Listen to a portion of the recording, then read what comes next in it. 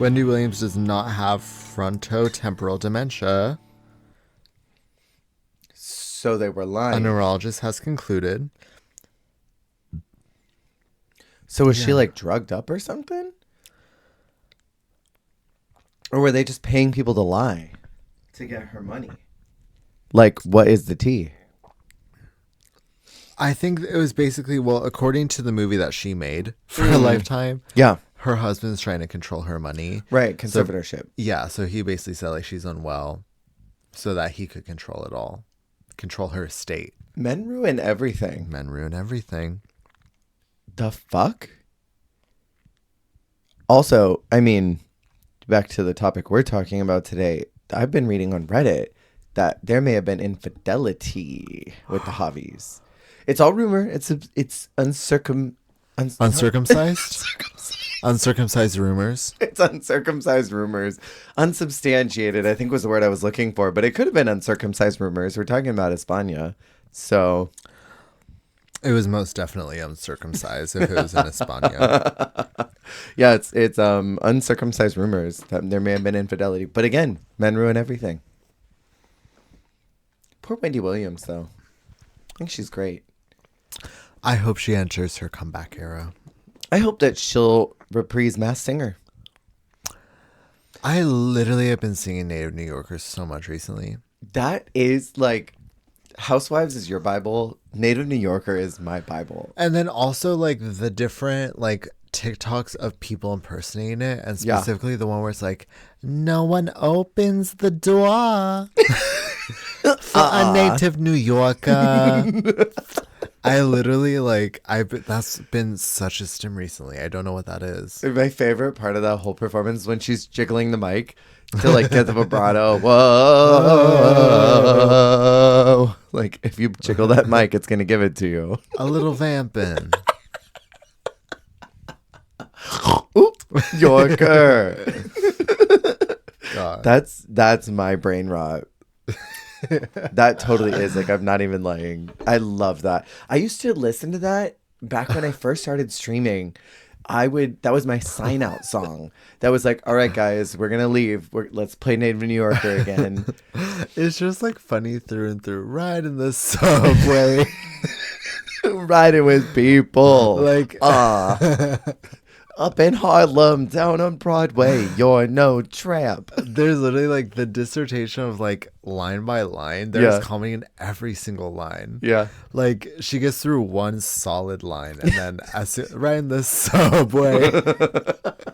And then it's just like, okay. Anyways. I saw an interview with one of them and they were saying that they knew it was her right away. But they did like 2 takes and they were all like, that's Wendy. That's Wendy like Williams. Immediately. So they were just like, just having fun with it, which is why in that performance they're just like chilling and vibing because they clocked her like within seconds. I mean, yeah, how could you not hear that and not know immediately? Up in Harlem, down on Broadway. And then when she did that's Bible. That's the key to heaven right there. Your mouth dropped. This is not a spoiler because you've already seen her get eliminated. Okay. Pink Chidora made as much as the runner-up in Holy prize smokes. money. Yeah, she won a lot. The winner won a total of 40. The runner-up 5 from their challenge wins. Collective challenge, minis, mains, whatever. Because, they hand out like 15 to like 2, 25, etc. Yeah. Pink has 5 as well. Holy smokes. Because Pink also won a shit ton of minis. She won a ton of minis. And then 2 mains? I believe so. She's a mini main girl. 2 mains and like 5 minis. Holy smokes. Well, shall we? Do we get into it now? We shall. We shall. We shall. Michelle. Hi, hello, everyone. Welcome into That Sounds Gay, a podcast where we talk about every season of Drag Race in chronological order. We are talking about Drag Race España. And I don't know about you, but I'm really enjoying these kind of shorter segments. My name is Jer, and our gay sound presented by Jesse today is... Ooh. You're good. Oh.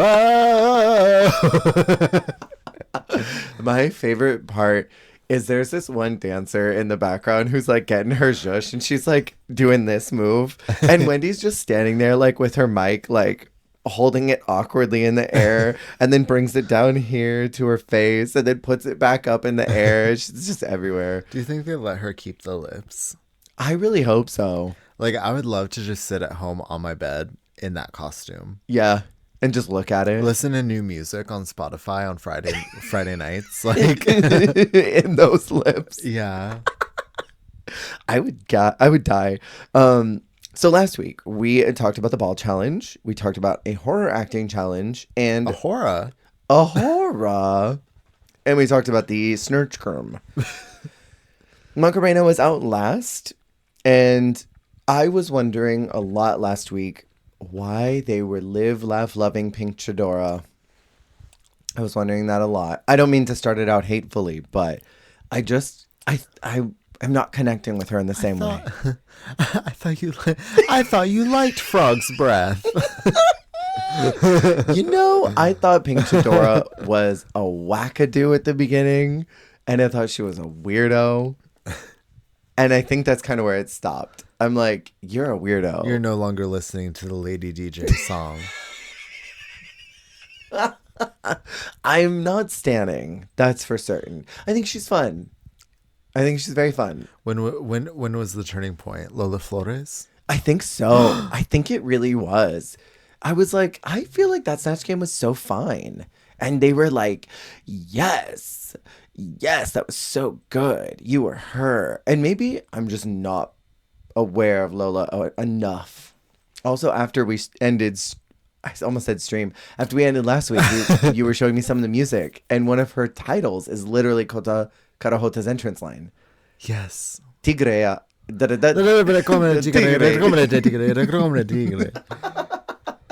Okay. I feel like Hota deserves royalties. Yeah. For their mentions because they get a mention this episode. I mean, totally. Pretty much every contestant who's been on the show so far got a mention this episode. But also up to season 5, I feel like Hotas stay in everyone's minds. Yeah. With Satine bringing the tigre around. Yeah, right. Like, I don't know. I feel like Hota is like, I don't know. She's like an honorary pork chop of like España. Like but she wasn't, right? No, she made it like 4 or 5 episodes in, I think. You know which first out did get a mention last week in season 5, and I thought you'd be excited because Marisa Prisa. At the very beginning of the episode. My God. Was it Laka that they compared to Marisa Prisa? Yeah, because she was like... She took the wig off and she had the long blonde hair. And Satine goes, Marisa Prisa. I screamed. Because also, why was Laka giving Marisa Prisa down? Like, she kind of looks like Marisa plus a mustache. Totally. I'm obsessed. It was very funny. Oh, no, never mind. I thought I changed one of the settings on accident on your mic. Oh. So we got everything resolved from last week. Thank God. Thank God. Yeah, I thought you'd laugh because we've talked about her and her Miss Mosu-ness.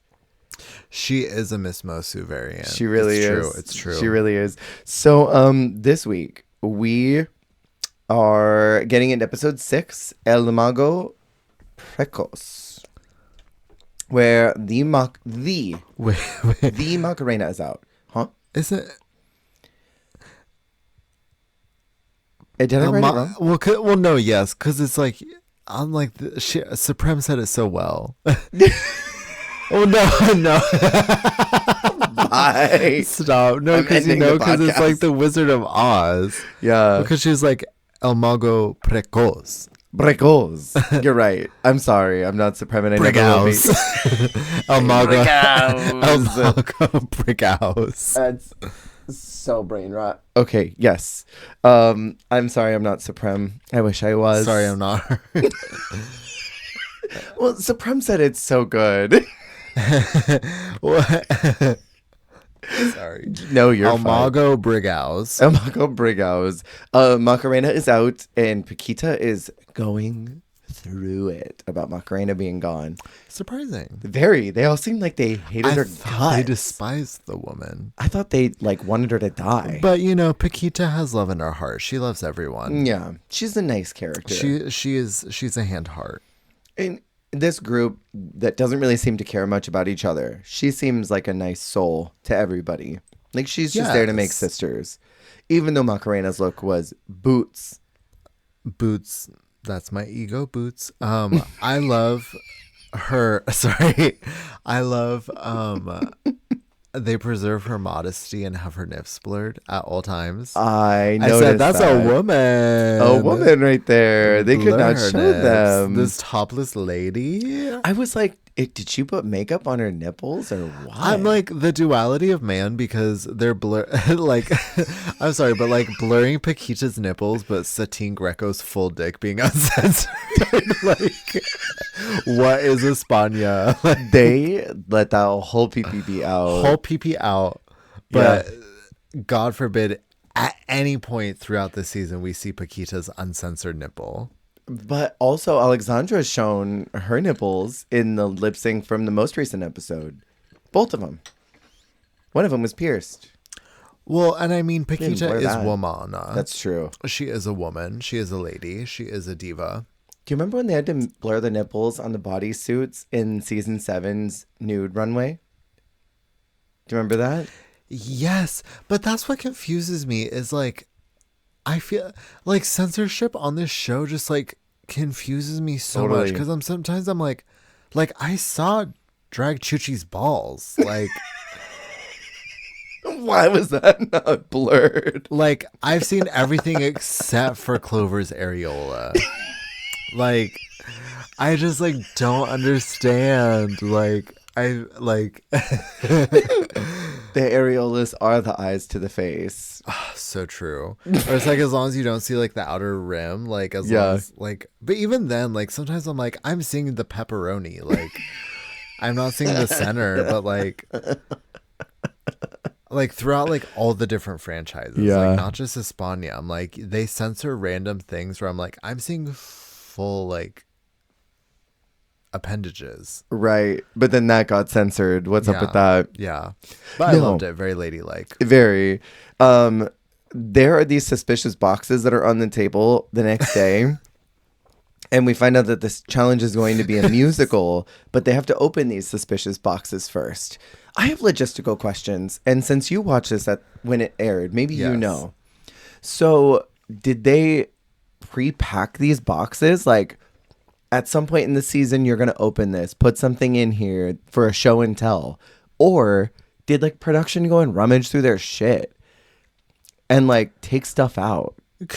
Could you imagine if they like just took something sacred from everyone and then It's very like 5-year-old like gifting their parents something from the house. Yeah, totally. I got you an oven. This thing like that was already around, and they just like packed it and like gave it back. Stole it from their personal suitcase and gave it back. I actually don't know, because to me it felt almost like the message from home, but like in like mail form.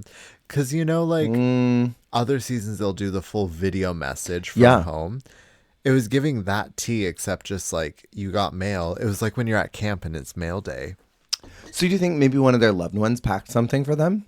Like each one got like, it was basically like a care package from their loved one. Maybe that's what it... Who the fuck gave Hornella the edge to? That's what I need to know, because like Clover opens it up and she's like, I hope that it's chocolates. Or what did she say? I hope it's nuggets. Yeah, chocolates or nuggets. Yeah. And then it was the candies that she wanted. And then Hornella's like, and here's something. What did she say? Hold on, I'm ready. This is something I really needed and makes me hopeful. And pulls out an edge too. Yes. Well, I think that was from like her sisters back home. Maybe. But like Clover's was from, because she had the note. That was like from her fam. I think it was just from their like loved ones. Maybe. Clover's was from her not Clover, sorry. Bestia's was from her partner. Oh, right. Big Shadora shading her after her sweet moment. She's like, I draw a picture of us every year. And then it immediately cuts to Pink being like, I asked her how long they've been together. 2.5 years. What is that? 2.5 pictures? I'm like, so please. She is so rotten. Dark-sided people are all around us. This was a cute moment, though, What did you think? Because I know that you don't like the emotional manipulation moments on Drag Race. I don't. Mm-hmm. It's hard because it's like maybe I'm just like adverse to like strong emotions and that's like something I need to like do internal work on. But like to me that sounds like a nightmare, like the host of the program like standing there with me and like all the other contestants while we open like boxes and cry together. Like I don't want to do that. Right. I'm open to doing that, but just like alone in my bedroom. Totally. Like with like a glass of wine. Not on camera. Not on, well, and it's like also like I don't know. I think even if like if I was getting on Drag Race, I think I'm open to crying on camera because I think that's kind of the name of the game. Yeah. Comes with the territory, but I'm not like, all right, girls, let's gather around and cry. And it's hard because also it's like it's the emotion of like missing home. Yeah. Which is like, because it is tricky because it also does make me sad because it's like, oh, well, that would make me upset. Like being away from like my support system. Totally. And being in like a foreign environment and feeling very like paranoid and like stressed and like sleep deprived and like full of alcohol and no food. I'm sure my stomach hurts that day. Probably. My stomach probably would hurt every day. Okay. Really? Sorry to sidestep. No, do it. I think about this. I think about this when I watch any reality TV, Drag Race, Housewives. Yeah. I'm like, do none of these people have no problems with their like intestines? like where are the IBS girlies? I'm sorry, if I wake up an hour too early, my stomach hurts. Yeah. Well, that's why Marina was farting all last season. She was just puking everywhere. That would be okay. That'd be you. Have drama. Someone would come for me and talk to like, you're crop dusting. I'm like, I'm not even trying to. I'm sorry. Like, I don't even realize I'm sorry. No, but like, I'm dead ass. Like, I don't think I would be in a bad mood. Like, I would not be able to be present and be making good TV. I couldn't imagine waking up at like 6 a.m. Probably earlier. And like, I have like a funny tummy all morning. And like, I gotta like corset and do quick drag, take that off, and then like do more drag and like like stand up. Like, I could not. No, I'd throw up. So like, whenever I watch, I'm like, these people literally are like soldiers. Like, because my body is so weak and like so my circadian rhythm is so sensitive and I just like I get nauseous, like I get grumpy, like I'm so like high maintenance. I am too. I feel that. So and like what they're doing is already high maintenance in and of itself, drag and like competing in drag. Totally. But then having to do that on such a demanding schedule, and then so having emotional moments like that, I'm like, I literally could not. I would be throwing up. I would have walked out. I would literally like be like a kid where like I cry so hard I throw up. Completely. Well, and like if this is too TMI, I'll walk it back. But like last time I traveled and stayed somewhere, I had a full breakdown in the shower because the toilet didn't flush the way that I was used to. Oh. Like, every toilet flush is different. That's just a fact of life. And I'm used to my toilet flush and what I can put in that toilet before I need to flush, right? Yeah. And, like, I know the workload it can take. When I have to adjust to a new one, I'm like, oh, this isn't right. This is wrong. I can't comfortably go to the bathroom right now. And like, okay, yeah, I mean, some people, everyone's different. Some people I think are a little more nomadic in nature and they can be comfortable in different spaces. Right. I very much am high strung in the way where like, I can't fully like let my hair down in a space that is not my home base. Yes. Same. Like if I'm not like in the, like my home bedroom, my home bathroom, I can't sleep the same way I sleep at home. I can't use the restroom the same way I use at home. I can't even like shower, get ready, get dressed. None of that. Like everything is done like different and like in a less comfortable, more like uncomfortable, like kind of tense way. So it's like, imagine having to like do like probably the most important gig of your life, like under those constraints. I mean, and there are cameras watching you, like multiple, and you've got a hot mic pack on your lower back. Hot mic. Because I mean, I've been mic'd ones before, and those packs get warm. And and the studio lights. Right. Even if it was cold. So they do all these emotional moments, and they then have to audition for the roles that they're going to get in the musical.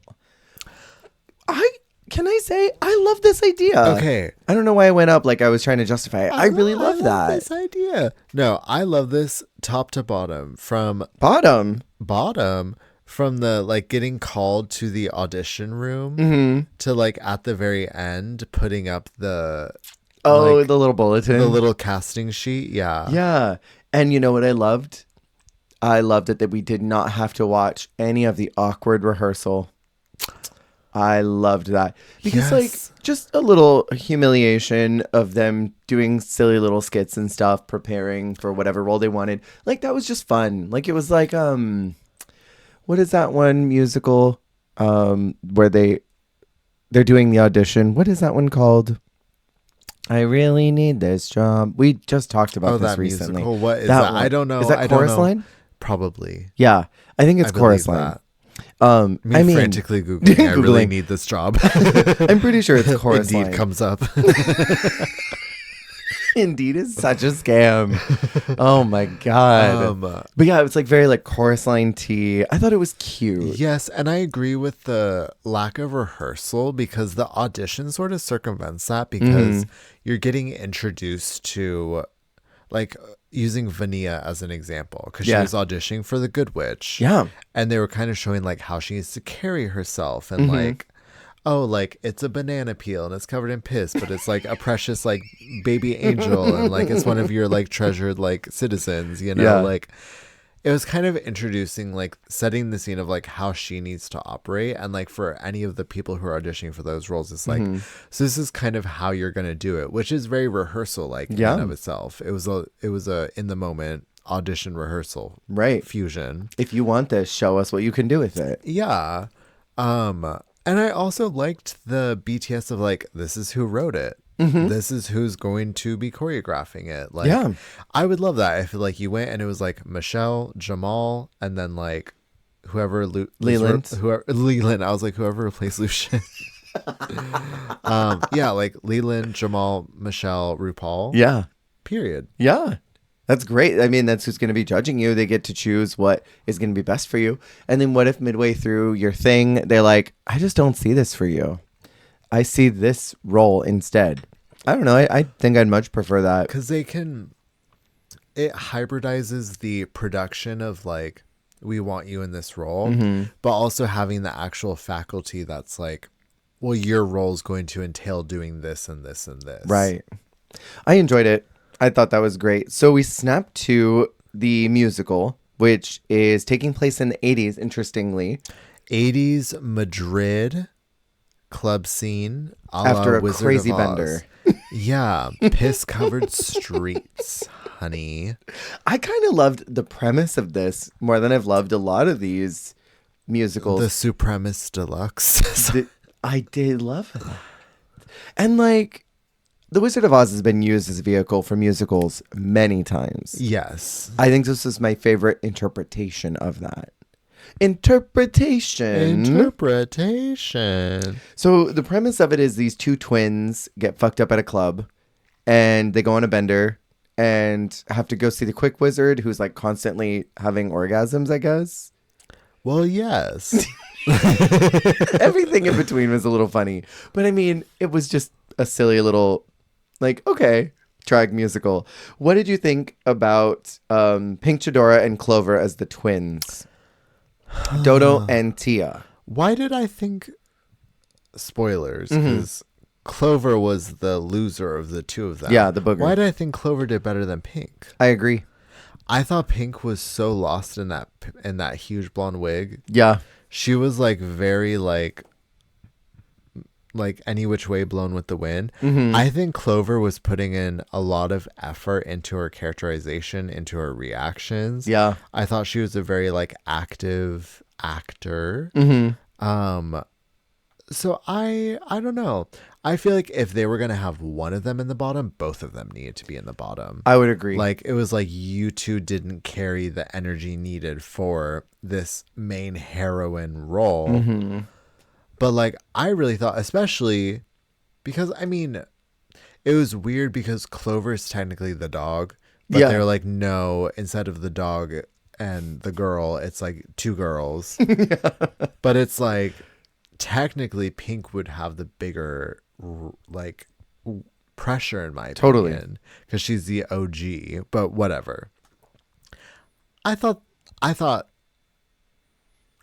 Clover did better than Pink. Long story short. Yeah. TLDR. I thought Clover did better than Pink as well. But I think if they were going to put that role in the bottom, it needed to be both of them because they failed together. I don't think either one of them like could have done the rest of the scenes without each other. So if one fails, they both fail. Yes. In my opinion. I agree. Vanya is the good witch. I just stand this woman so hard. And I really like her. I think if I remember right, she kind of fumbles on the runway, which is, I think, why she didn't end up winning this. But I loved the look. I loved her performance. I loved how she was playing her typical bimbo character, but was just amplifying it to a 10. Yeah. It was great. Like, she was made for this role. Yes. Well, and, you know, I think she is very good at leaning into her strengths. Mm-hmm. And, like, I think she's just sort of finding comfort and, like, sort of just being her and doing her thing. And, like, I don't know. How do I say this? Because, you know, she was struggling. She had quite an issue and a big transition between last week and this week. And I think, like, I don't know. I don't want to speak to her journey. But as a viewer, it feels like she is finding strength and empowerment in just being her character, her drag character to the fullest and to the max, to the maxima. Slay to the maxima. Flirt to the maxima. God, that is a great musical. No, I agree. I feel like she has a really powerful story that's coming through, and it makes me love her even more. Yeah. And I've been loving this bitch since episode 1.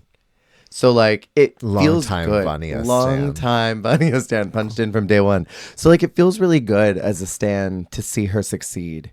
We have the trio group, Visa, Petita, and Paquita. They're essentially the lion, the scarecrow, and the tin woodsman. Yeah, but it's like the 3 bitches you see at the club. Exactly. That was like literally like how they framed it. Which is kind of fun. They're like the regulars at the group. I will say, I thought Visa was the worst of that trio. In my opinion. Yeah, I felt like she was not connecting with the character. And I kept wondering, like, why is she mad? Oh, because she doesn't have a heart, so she went heartless? Like, she's going to go mean? Because, okay, so to that point, I think, because I get what they were doing with the writing, and it made sense, but they were translating no brain, no heart, no courage to club girly vibes. So it was like the dumb bitch who just says whatever, and like, even if it's wrong. Yeah. Which I think was the most easily translatable, sort of clear one. And then Paquita, I think it was sort of like too afraid to say it to her sister, so she says it to her other sis. Like that kind of vibe, and like, you know, just kind of like not really being the loudest one in the group. And then like what you were saying, like literally like heartless, like she's just very cold. But it's so hard to just be like mean. Totally. There's no energy to bounce off of. Yeah, like she needed to be like a little more like bitchy, like a little more like Regina about it, you know? I was just thinking Regina George. She needed to do that like kind of sweet, oh, you look really good for someone who shops at the Goodwill. Kimberly Kardashian. Sorry.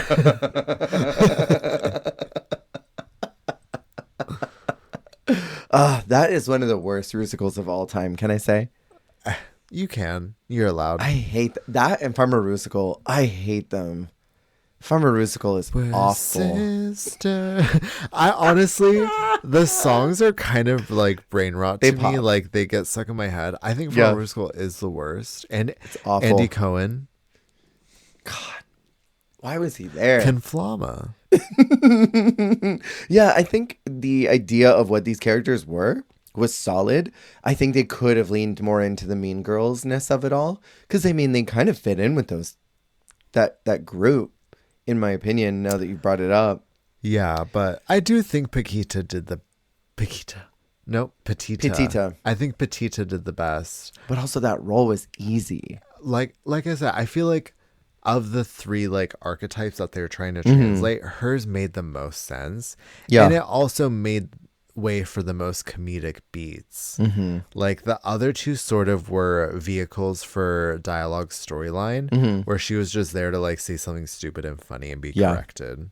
You know what I wrote down in my notes during their segment?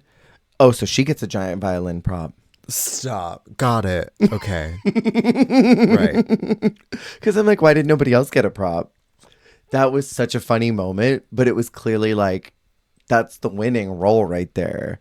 Like, you get to have a moment during sadness and pull out a giant violin and like play it dramatically. Come on. You know what we have not talked about though? What? At all this whole season? The fact that Petita has a broken finger and has been wearing a glam The jeweled glove. The weird little jeweled like villain like pointed finger. And has incorporated that finger into every single look and made it glam and fierce every single time. And it was always a different stonework, a different color, a different silhouette. It's like an accidental signature. Yes. And it's fierce, honestly. It's really it's fierce. like probably the thing I recognize like the most from her this season. Yeah, is we that haven't talked finger. about it at all. I know. And it's like, it's so funny because I almost forgot the first time watching it. I forgot it was broken because she says that the very first episode in her intro. She doesn't really mention it again. I think someone, like a couple other girls, like kind of poke fun at it. Yeah. But like, the first time watching it, I got to a point halfway through that I just thought it was like her thing. Yeah. I just thought it was her signature. It was her Anitra / eyebrow, like, you know, like this is the bitch that wears like a weird little like villain finger glove. Cause it is very villainous in a way, right? Yeah, it's cool. You know what I just like, I'll move on from this. You know what I just like had a brain rot flash to? When Vanda Miss Joachim came in week 1 and she had that eye patch on. And she was like, I have an eye infection, so I'm wearing an eye patch this week. Stop. She didn't wear it through the rest of the season, but that would have been sickening if she wore that eye patch all season. A full body look of like drag injuries. It's like that, the finger, Eureka with crutches. Okay, but why haven't we had that as a runway category yet? Drag injuries. Wait, that's fierce. That could be really fun. Like someone comes in with the broken knee and like they're in like a glam outfit, but it's like your favorite body part where you have to highlight the thing that got injured. And it's like, I death dropped too hard, so I broke my knee. Yeah. So then you like come out like hobbling. Or you've got like your gloves. Torn ACL. Yeah. Or like, I don't know, you can't wear a wig because stitches or something. Yeah. Shablam too hard. Yeah. Swollen earlobes. Yes. Wait, that could be so fun though. Next we have Bestia as the Wicked Witch, essentially. I hate that she only did a portion of her face green. Like I really hate that. It was like a mask, truly. A bad mask. It was too. confusing. It was extremely confusing. And also, she made me cringe. A lot of her acting made me cringe. And like, I told Jess before we started recording, and I will just be honest with all of you. I am not clocked in for Bestia. I'm like ready for her to go, and I've been ready for her to go. And I'm sorry if you're listening, mute the podcast. I just like don't know if I'm not liking what she's doing or if I am so ready for her to go that every time she does anything, I'm like, that bitch again. This fucking bitch. You know what I mean? Like when you just don't like someone and they breathe and you're like, stop chanting. Yeah. You know what I mean? Literally. Like I don't know if I'm Venus at Siam right now or if Bestia like legitimately is just not doing it for me. Because I could be Venus right now. I could be. And I'm open to the idea of that. But what did you think of the Wicked Witch? I didn't hate it as much. I thought she had some really solid characterizations. Okay. You know, I think she was trying her best. I think right. I mean, I'm also kind of biased because I think I also give her the benefit of the doubt because anyone who's not a performance queen who does good in a challenge like that, I'm like, wow, like You you clocked did in so today. good. No, like you did great. Like, and this isn't your Jush. Like, I'm so Sure. impressed. Um, but yeah, I don't know. I thought she was giving energy. Okay. I thought she was giving. Green face. Well, see, the green face was kind of a chop now that you point that out. It really is so distracting because, like, she doesn't have any makeup anywhere else. It's not going down the face. And I don't understand why you wouldn't just do, like, a Got Mick type of a mask. You know? Do the whole... Like, I think if it had been the whole face from hairline to the chin, and just that was green, and then there was, like a really severe cut on the chin and the jawline. So it was, like... almost like a Got Mick type of a face. I think maybe I could have gotten into it a little more. I just didn't enjoy that. No, that's valid because it wasn't. A lot of the looks in the musical were quite fun. Like I liked the three girlies and how like, especially with like Paquita, her hair like looked so like lioness. Very. But yeah, Bestia looked. She looked crazy. I will say overall, everyone did good in this musical. Our last role is Hornella as the Quick Wizard. Hornella 2 weeks in a row has gotten fake head on Drag Race. Good for her. She's a very perpetually horny character on this show. Totally. But also, again, good for her. Good for her. Vania fake gave her head last week. She gets head from that Hot Pit Crew dancer. Yeah. And I will say, I was a little confused by the character because it seems part wizard, part someone who orgasms a lot, but she wasn't orgasming the whole time. I'm like, have you ever had one? But then it's also part supreme. I don't know if you caught it where she turns to the one dancer and she goes, "Who cares what I say?" Da da da da da, and like says her next line. And it was very that outro that Supreme does. Who cares what I say? Who cares what I do? Did you clock that, or was that? Am I crazy? No, you're right. You're right. Okay. You're right to clock that. Okay. The references were galore. They were Lena galore. I didn't get her though. I just didn't get it. I don't know. I feel like the character was confusing already. Like, I don't know. I feel like the wizard could have been a more like the kind of scene stealer role. Like, I don't know what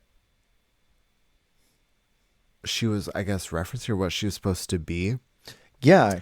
But in terms of the structure of the musical, again, I'm kind of like primed by US musicals. But in the US musicals, her role would be the Black China. Absolutely, yeah. Where it's the one who's sort of isolated for all of the musicals. She's the Black China. She's the Oprah in the Grease one. Oh, yeah, yeah. Where it's like this isolated character who comes in really funny, really random, kind of disconnected from the rest of the cast and just does their sort of one-off number and is a hoot. And she was just like in a little laundry bin getting sucked off. And then like, I don't know. Also like Ornella as a character is a little more like mid-energy. Yeah. Sort of like Venedita. And I just don't think it was like translating. I don't know. Yeah, I think what the writing was confusing and the performance was fine. They really ripped into her during critique, but then they don't punish her at all with the bottom placement. The last thing I have to say about this musical, I love that they referenced every single queen. They found a way to get a jab in about all of them. If you appeared on RuPaul's Drag Race Espana between the years of insert years of season 1 and 2, you may have been mentioned tonight. It started with Dovima, and I'm like, they mentioned Dovima so many times in season 2. I'm not surprised to hear it again here. So I'm like, okay, it's probably just the typical run of the mill. Dovima had a bad lip sync read that they Right. do all the time. And then they mention Samantha. And then they mention Marina. And then I'm like, wait, is everyone getting literally. a shout out? Marina being associated with smell Yeah. killed me. That being the punchline, I was like, of course Marina would be the smelly one. The farty one. So then our runway category is 3-in-1, which I've complained a million times. And we just had that really good Sweden transformation one. Yes. Where I got worked all the way out by Admira Thunderpussy. Yes. So like, I was like, nothing is going to beat that. I want to share my number one that I just loved, and that was Paquita. When she came out in that little baby doll dress, the mechanics of it becoming that mermaid skirt was so impressive, because she like unwinds something and then holds it as it like twirls down and then hooks that strap onto something. Yes. I don't know how she did that. That was so cool. I can only assume the strap was maybe there to slow down the speed of it falling. So it wasn't like a whoosh, but more like a ooh. But that's also like practiced, Yeah, it was clearly well rehearsed. And like also again to her praise, because I'm going to continue that. Mm-hmm. She was one of the few that had the like what I'm always watching for of like you didn't drop anything, you didn't leave anything behind. Mm-hmm. It was all one garment. Yeah. That literally was being converted into different looks. And it has so much volume in this you're looking at it, I'm assuming. Yeah. It has so much volume in that first look, and then you get to that swimsuit and I'm like, where did all the volume of the tulle go? You did a great that tulle fabric? Yeah. She did a great job at hiding all of that, which I love. And like 3-in-1 to me, like you said, means don't leave any shit on the runway. Not one bit of shit goes on that runway. It is 3-in-1 in the sense that it is one look that has 3 versions. Yeah. The only thing I'm not crazy about is that yellow panty. I wish I was black. The in the weird last look. peak of the yellow panty. Hidden yellow panty. It could have been black. I just don't like that. It draws my eye in, and I'm like, why is that there? That's the only thing. But I was genuinely gagged because, like, I was not expecting it to turn into what it did. And it, like, splits down the middle to open up into the cape thing. That was so cool. No, it was fierce. It was really cool. And, yeah, she was my number one. Do you have a standout? Well... Yes, and it was Paquita. I'm so sorry. No, you're good. She was my favorite. I kind of did love Hornella's look. How did you feel about it? I'm scrolling right now and looking. She came out garbage lady. The trash bag into the garbage lady into like the garbage princess. I loved the super graphic trash bag look she started out with. That was fascinating. I thought that was really fun. I don't know if I loved all of the looks in their individuality, but I liked the vibe.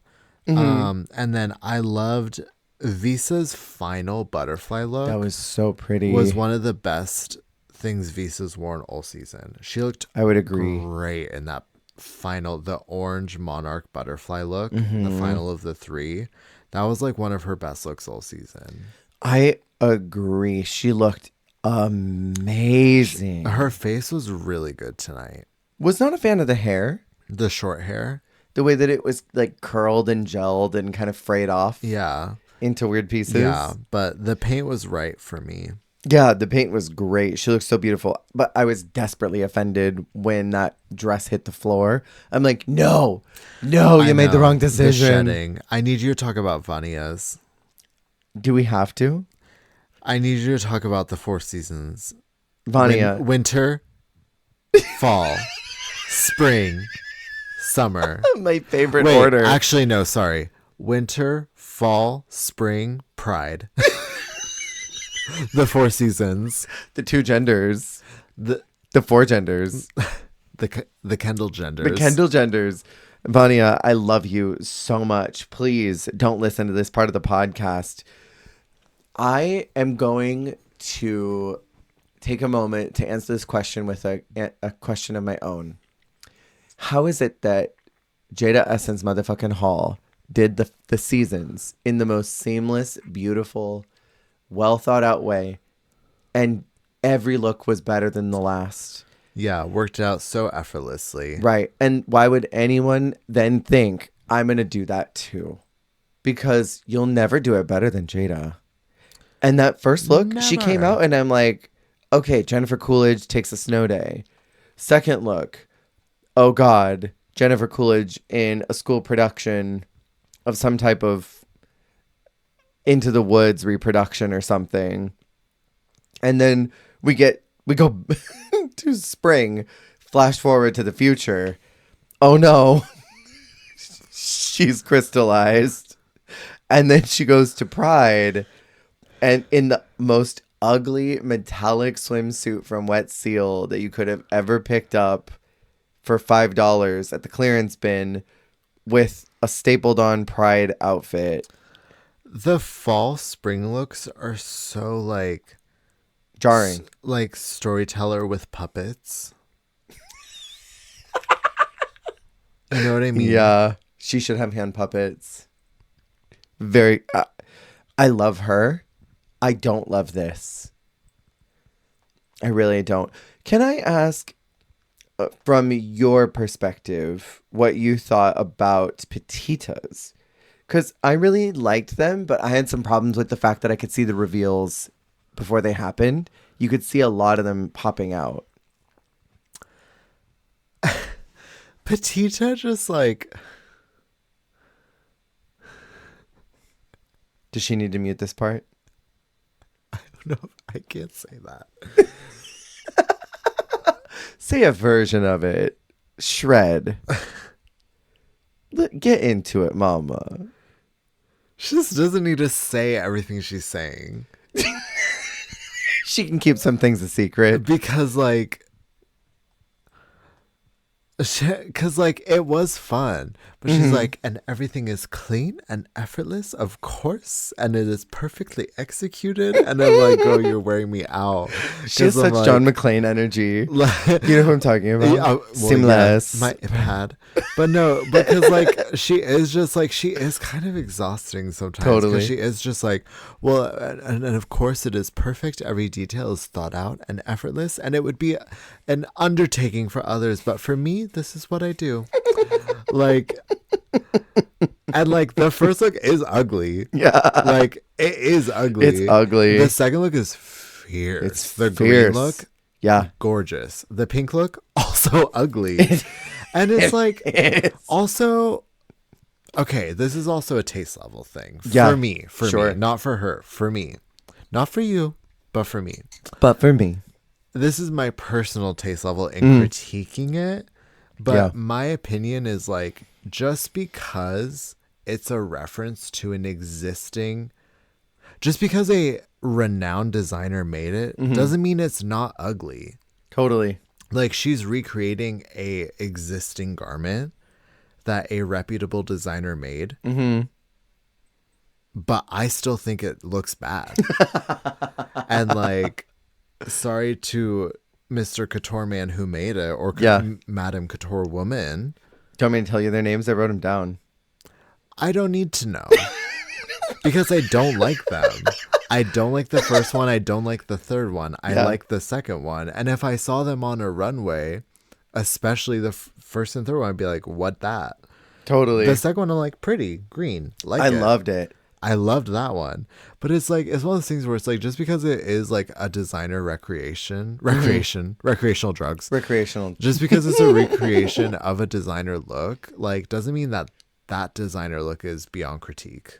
1000%. Thank you for saying that, because you're right. I will say I liked that it was accidentally Wizard of Oz. Dorothy, Wicked Witch, Glinda.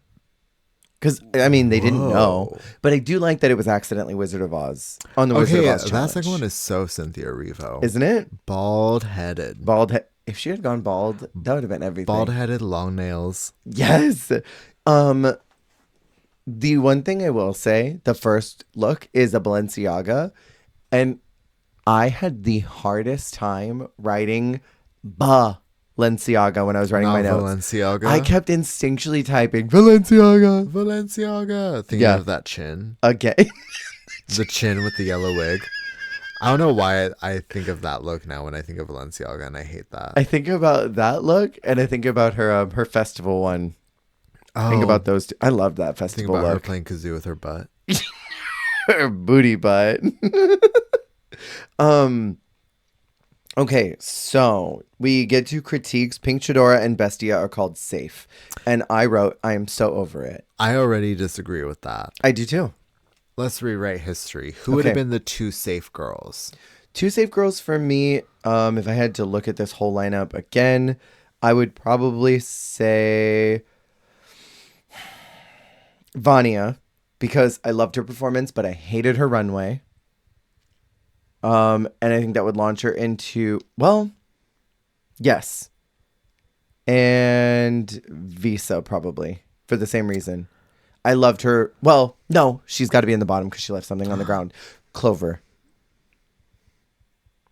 Well, who would you do? Hold on, I got to look at it again. That's fine. So for me, Parami, Spooky Me, I would have made Visa safe, and I would have made honestly probably Bestia safe. I would have kept Bestia safe, and I would have swapped Pink and Visa because I think since Clover was in the bottom, Pink should have been in the bottom with her. Or alternatively, if Pink was safe, Clover should have been safe, and Bestia should have been the bottom instead of Clover.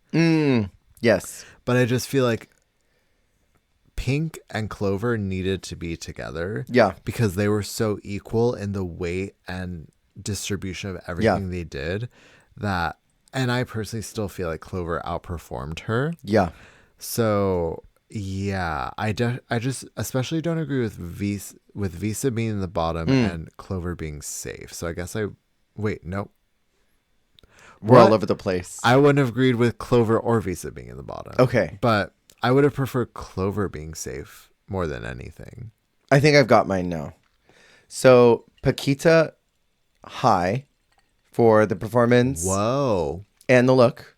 Because, I mean, she wasn't the best in the performance, but I love that look. I would get Vania safe because I loved the performance so much, but I hated that runway. I hated. Hate. I would put Hornella safe. So probably it would be Hornella and Vania would be the two safe girlies. Pink Chadora would be low because I hated everything about her runway. What was with the alfalfa hair, by the way? What was that? I didn't know the reference. I didn't know what was happening. All the looks are really ugly, I didn't too. like it. Petita high.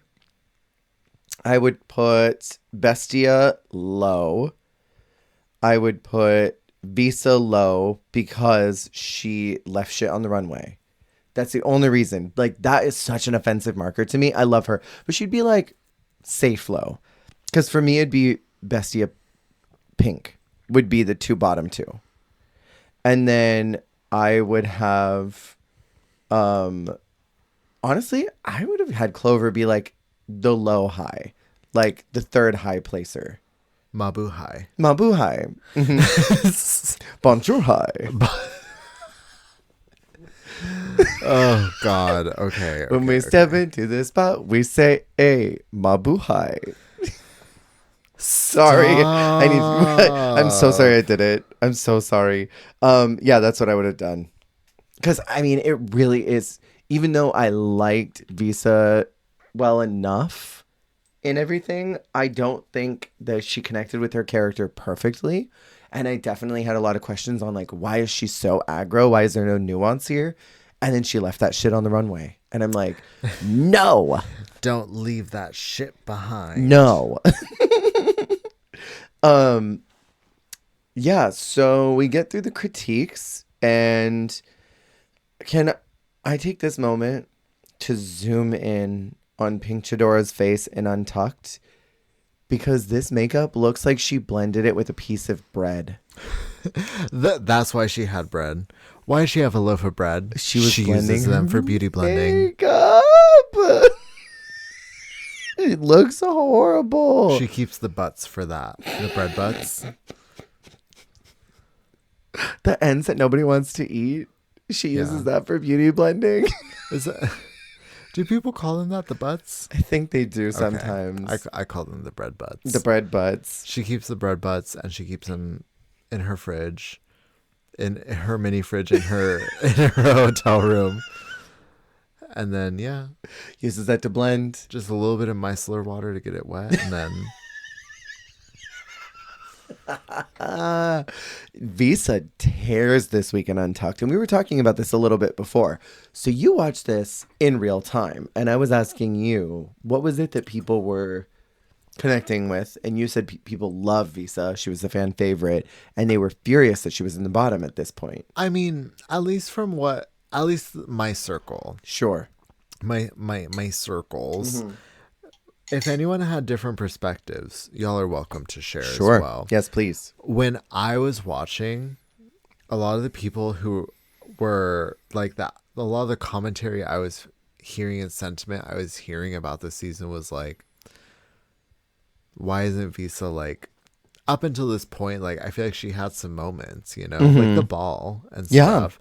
And she's always a girl who I feel like was putting her best foot forward. She always delivered energy and like was trying, and I think that her and Clover being in the bottom like was very frustrating. Totally. It was a frustrating feeling for a lot of people because it was two different girlies who like both felt like they were trying so hard, and like anytime that they did good, it was like not really celebrated, but anytime they did bad, like a week like this week, it was like, this was not good enough. You suck.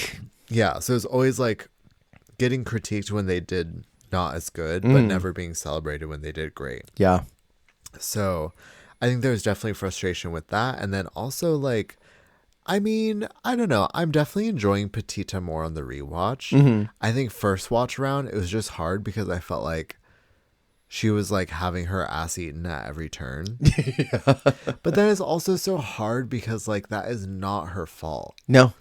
And that is rough because it sucks to be like in a position of like, well, if they're liking what I'm doing, like I can control if I am being favored. Yeah. Like I'm happy.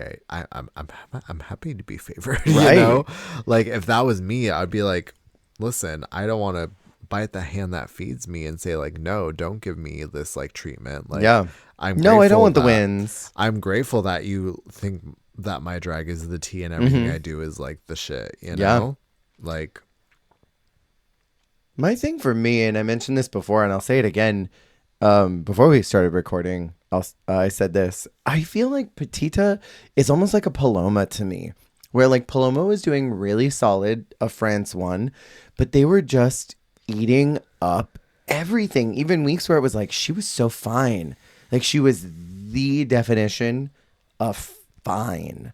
Like she wasn't bad, she was just fine. And it was like they could have redistributed some of that high praise to others who were pushing themselves, where I thought like this girlie is really not going to struggle in a lot, so just like let her do good, give her good critiques, but you don't need to eat her out every single night. Let her have a breathe. And I think like it's an interesting dichotomy because it's not that, I think the thing is, it's not even that Petita does not deserve that kind of praise, or that, someone deserves it more, or anyone should not have that kind of praise. But I think it's just funny of like, sometimes you just feel the pick and choosiness of it all between different franchises of like, sometimes like a queen is just like this and gets paid dust. Like I feel like there are other Petitas in other franchises who like do deliver like her excellence and La like, Diamond. Yeah, and like she has like a certain brilliance to her. Like that is undisputed. But I think that sometimes like sometimes the Drag Race burnout also manifests in the way of like seeing the like different iterations of like the same kind of artist like get like celebrated and cheated across different like franchises, Totally. And I mean, obviously every artist is unique and of their own, but you know, she's very high caliber drag artist, but you know, I see other high caliber drag artists like her also get cheated. Totally. And like sometimes she's not the flavor of the week, like, because it's like also like if she was in front of RuPaul, like would RuPaul pay her dust? Would RuPaul love her? Like, and this also like that's just what's funny about like Drag Race is like you could put this in exact same cast in front of RuPaul and it would have a different outcome. In front of Brooklyn, it would have a different outcome. Like it's just so funny because it's like it is so individualized to like that specific like lightning in a bottle environment that is created in. But I do always wonder, like in an alternate universe where these girls were cast in a different series in a different continent, I almost feel like Rue would love Paquita, would die over Petita's fashion, but feel fine and like mid about her on the runway. Yeah. And would love the hell out of Vania, but get mad at her every week for not delivering glamour. Please. I feel like they would love Ornella as they well. would. Ornella would win the season. Ornella in front of Rue. reminds me of like a UK front runner, if Totally. that makes sense. Yeah. Ornella would win the whole season. Like she would be sweeping all the wins in front of Rue. Yeah. I feel like. But then if this were in front of like Priscilla, I feel like Clover would be winning everything. Stop. Like I feel like Priscilla would love Clover. You know what I mean? She's got that energy. What about if it was Fred? If it was Fred, well, who's doing her wigs that season? Because if it's Kelly Roller, I was going to say it's Kelly Roller. Kelly Roller, please. Kelly Roller's doing her wigs. No, she's doing Supreme's wigs. Maybe that's what she's got on that her. brings us into next week. But yeah, going back, Visa tears this week. She is like ripping into Petita and is going off on her that she should have been in the bottom last week, that they didn't put her there because anyone would have sent her home. She won't go out of her comfort zone, and just like ripping into her. And Petita sort of just like, okay, I'm not getting involved. And just like tries to just be above it all. And I got the sense that she was trying not to pop off on TV, because the way they all talk about her makes it seem like she's kind of shady when the cameras are off. Petita? Yeah. Well, okay. That is one of my favorite and also least favorite Drag Race fights, because I love to hear the like, oh, you're a different way when we're not filming. Yeah. But I also hate anything where the point of contention is something that is not filmed. Yes. Because, like, we can't corroborate this. You could just be being bitches. This happens a lot on Drag Race. This happens a lot on Housewives. And we're experiencing this right now in Salt Lake, where it's like a main plot point is something that is nowhere on camera. And that's frustrating. For an entire program where everything's on camera and we are talking about things that like we're not seeing. Like I love the BTST, the little peek. We get a lot of it with Dragula. But then it is also sometimes hard because when it like the nature of the program, you want to be immersed in all of the tea. Yeah. And like some of it just being like what someone's telling you is like, damn, but I want to see it. I want to hear it. Right. I want to know what's going on here. I want to be there. I want to be a fly on the wall, right. Miley Cyrus. Or at the very least, give us a little mic pack cut. You know? Yes. Like the Boulets did. The mic footage, please. The mic footage with some shaky camera work backstage walking around in hallways. Is mic footage... Is that a thing? That's a great drag name. Well, because footage... Wouldn't footage refer to like a video recording? Yeah. Whereas like mic is like microphone, like audio. So like Mike Tyson. Mike Hawk? Mike Hawk. Has anyone seen Mike Hawk? I guess it'd be Mike Recordings. But my favorite part is that the Boulets were like, hey, Steve, camera guy, can you just like walk up and down the halls and just take photos? Like do the I'm anxious on the phone walk up and down the hallway. And just record that because we need it for B-roll. Yeah. Always good to have. As many minutes of it as you can fit in. Thank you. So here is my tea that I like laughed over, and I shouldn't have laughed because it's really uncomfortable and awful. Petita wins the challenge, and it is silent. There is not one clap. There is not one cheer. There's not even a guau. It is, Petita, you're the winner of the challenge. And you get this. And also this. Thank you. And we're just kind of standing there. They're like in shock. And Tense. I like laughed from the uncomfortability. That would feel wretched in the moment. Like Yeah. I would feel so miserable if no one cheered for me. Like, well, fuck all of you too then. But like, it's a yikes moment. yes. But I kind of lived. Did you agree with the win? No. Who would you have given it to? Okay. Because Vania had the winning performance, in my opinion. Yes, but the runway was It was so bad. it was so bad. I mean, I really didn't think Clover did as bad as they said she did.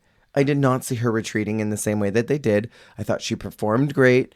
And I mean, her runway wasn't my favorite, but I also didn't hate it either. No, agreed. I would have maybe given it to... Am I crazy for wanting to give it to Paquita purely because I loved that runway? And I thought she was like fine. I thought everybody was bar level good in the musical. It was a solid all around musical, yeah. Other than like, I didn't like Bestia. But like, I thought everybody, Except for that bitch her, Bestia. except for Serena, I liked everybody's performance. They were all like baseline good. So I mean, it would come down to the runway, and I like Paquita's the most. I will remember that runway after we end this podcast. I was just really impressed with the mechanics of that skirt. I mean, you know, just from constructing clothes, how difficult it is to get mechanisms in garments and mechanisms and to get something that turns from baby doll to mermaid that opens to a cape. That's some impressive construction. No, like, she did turn the party in that moment. whoever designed that and put it together and made it reality without showing us the zippers or the straps or the seams or the Velcro, other than that one little pop of yellow red on the puss. Yeah. Like, Pop the puss. pop that yellow puss. That's really incredible that they managed to make that. So like, the mechanisms of that runway are so impressive to me that I would give her the win. I wouldn't have given it to Petita. Damn. Who would you have given it to? I don't know. Like, I thought Vania did so good with the musical itself. Yeah. But it is so hard because I can never tell like what the weight in the grade is of like runway versus performance. Yeah. Because like if we are weighting them 50-50, like I don't know who, like there was no one tonight. It's one of those challenges where no one had an equal footing on both parts of the challenge, in my opinion. I would agree. So it is tricky in that sense. Mm-hmm. Our song is Dime, and it is between Visa and Clover. This was fire. The Diva Convention. Holy Can I press the button? Double Diva alert. Wee woo, wee woo, wee woo. This was so good. Double Diva Del Taco. And the judges were losing their shit too. When Big Javi stands up and jumps in a circle like a kid who's so excited that it's about to be snack time, I'm like, oh, they did it. They ate. He literally like ran away at the end. Yes. Like he pulled the Katya. it was so good though. The part where like Clover like flips up to the front and then like Visa does the like jump split and like it looks like they're gonna run into each other, but they're just like spaced perfectly like right next to each other. Yeah. It was such a good performance, but also there's so much like them just like both like filling beats with like movement and like moving their arms and like emoting and like energy and like They were the moment. this was like definitely the lip sync of the season. The whole season. This was the Cuando Tu Vas. Absolutely, yeah. That's like the lip sync that lives in my head from España. I will say, when we revisited this season, and before I rewatched it, this was probably the thing I remembered the most from the season. Really? Was the lip sync between them two. Okay. It was because good. also in the moment, I was very upset. My two faves were fighting. Well, I mean, them and Paquita, when I was watching it, I was team Visa, Clover, Paquita. That was my trio. And so I was wrecked seeing the three of them in the bottom three that challenge, and then going on to it being Clover and Visa, who I felt were the more like mistreated of the two, so to say. Because I think there's like sort of a disappointment knowing moving forward that one of the two of them is just not going to get their flowers this season. Right. Or both. Yeah. And it was also a bummer in that sense, it being Visa, because this was Visa's first time in the bottom. And I feel like she had been so solid up until this point. And I also just, it never like makes me feel good when someone has an episode where they have contention with someone and then they go home. Right. Because it makes me feel some type of way of like, obviously that just happens, but also I hate feeling like they're being left, like being painted a certain way. And like, I hate that a lot of Visa's like final time on the show is sort of preoccupied with the Petita storyline. I get that. However, I think she comes into her full power and lives her telenovela fantasy. Completely. Coming back next episode, and I love her for that. Yeah. You know, since you bring it up, Drag Race loves that Star Rise, Starfall storyline where it's like, okay, here are two folks that are feuding, that one of them is getting the win and the other one goes home. Drag Race loves to do that. They jork it hard for that. So it was really interesting to see España do that, because up until now, we haven't had this type of drama. Like, if this had happened where like Jurigi got a win and then Marina went home, like that would have been maybe the closest, but that didn't even happen. Like they feuded, they fought, they didn't like each other, but there was no real like resolution to this. So it was interesting that this was like one of the first times that this has happened on Drag Race España. It was very, this fruit feels familiar. I do get that though. It feels kind of bad. I think in my heart and my whole, I think in my whole, I don't think they were expecting Pink Chidora to go home next week.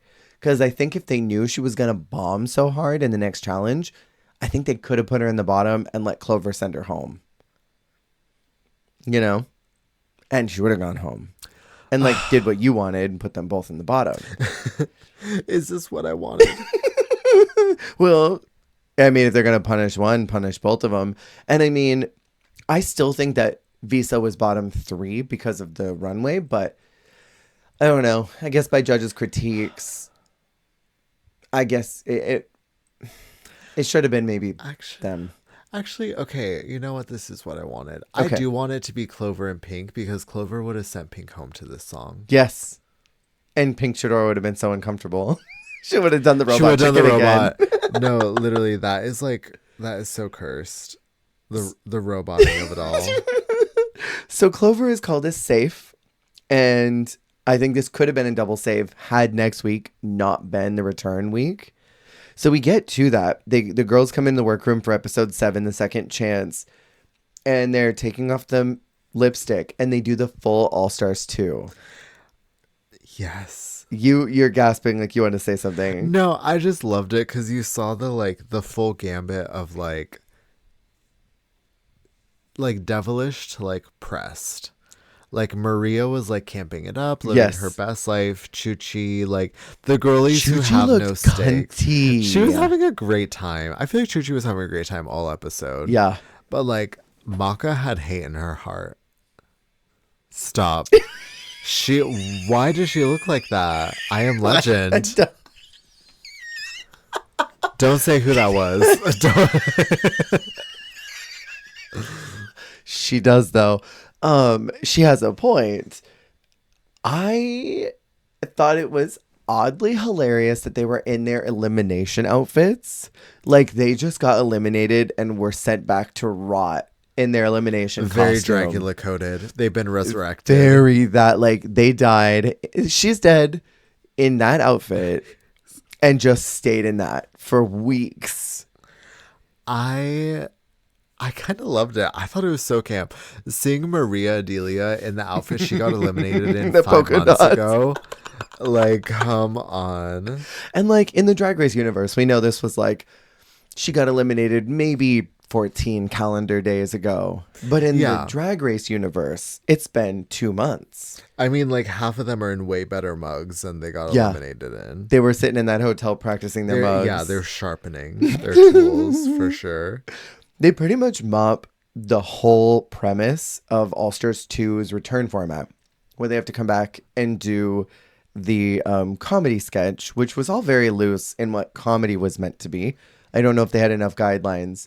If it was meant to be like, do a sketch, do a scene, do a monologue. Like, I feel like it was really unclear. I want to highlight Calvo's nipples and V-line that he showed off this week. He entered his slut era around this time. He did. Because I feel like from here on out, he's just like, how much body can I give? Can I show it all the time? Can I be almost nude on the runway? What if I walk out with a jockstrap? Well, now that he's single, maybe he will next season. He's going to come out in like a full jockstrap and just like boots, and that'll be it. It's going to be like a clear, like the like hazmat suit. Like clear, and then just like a jock. Totally. Clear plastic suit and a jock. And then he'll bend over and show his booty hole. And it'll be like, it'll have the tally marks on it. Well, Ambrosi just is sitting there like, okay. Don't know why I agreed to do this again. He's got like 28 on his like a tramp stamp where it's like doot doot doot doot. They jump straight into the drama where Visa, when they get in, she's like, hey Petita, you're fake as fuck. And you suck. They didn't put you in the bottom in Snatch Game because all of us would have sent you home because you suck. We would have wiped the floor with you. Wiped the floor. She was not playing. And like you said, Macarena did have hate in her heart because she looked mad. She was fuming.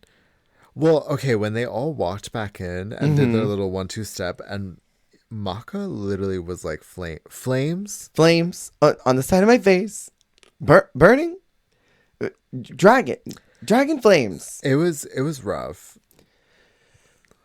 It was rough. Supreme says the eliminated queens are here to take their spots. Her exact words. And I was like, oh, are they going to be like All Stars 4, where they'll be paired in groups and then whoever wins of the group gets to stick around? Like, I thought it was going to be that. Could you imagine? I would have, for a non-All-Star season, I would have thrown up. If they're like, Maria Adelia, you were so funny. Welcome back. Sorry, you're in. Like, that, I would have thrown up. Okay, if Clover had won, I would have lived if she had picked Maria. I honestly feel like maybe she would have. So they find out they have to present in comedic duos doing a humorous text. That's the only parameters. And I think the lack of guidance really showed in this challenge, in my opinion. The gag is that there's going to be a bottom 3 and 2 will go home.